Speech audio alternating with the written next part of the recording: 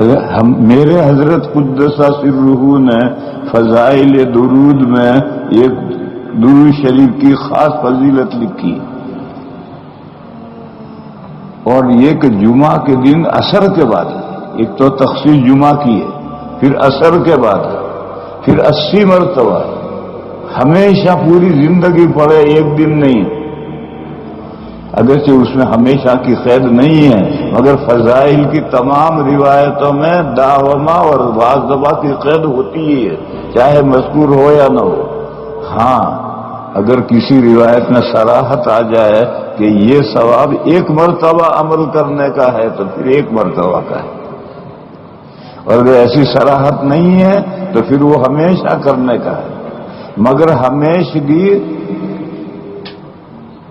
عرفی ہونی چاہیے، حقیقی ہمیشگی نہیں۔ جیسے آپ کے دارالعلوم دیوبند میں سالانہ امتحان میں شریک ہونے کے لیے 75% حاضری ضروری ہے۔ 100 دن سبق ہوا، 75 دنوں میں حاضر ہے تو وہ حاضر ہے اور امتحان میں بیٹھ سکتا ہے، اور اگر ایک دن بھی بڑھ گیا، 76 دن غیر حاضر ہے تو غیر حاضر ہے، امتحان میں نہیں بیٹھ سکتا۔ 75 دن کی حاضری ضروری ہے، گویا 100 میں 75 دن حاضر ہے تو حاضر ہے، ہمیشہ حاضر ہے گویا۔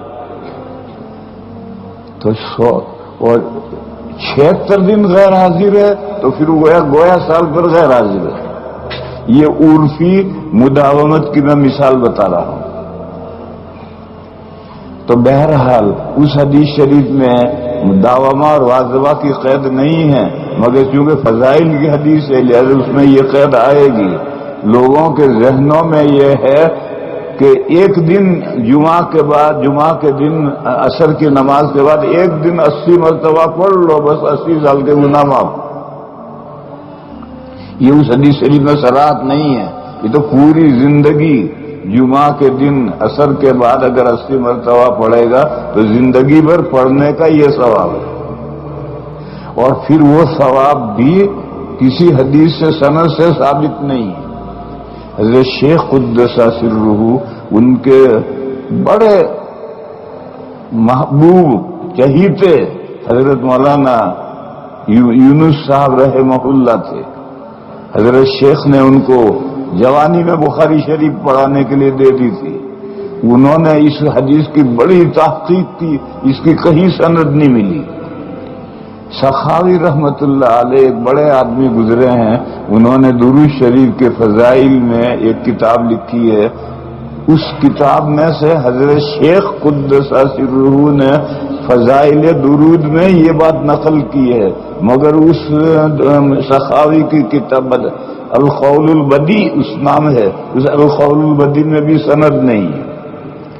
جب سند نہیں ہے تو اس خاص دن، خاص تعداد اور خاص ثواب ہے کہ جمعہ کے دن پڑھو اور عصر کے بعد پڑھو، اور کتنی مرتبہ پڑھو؟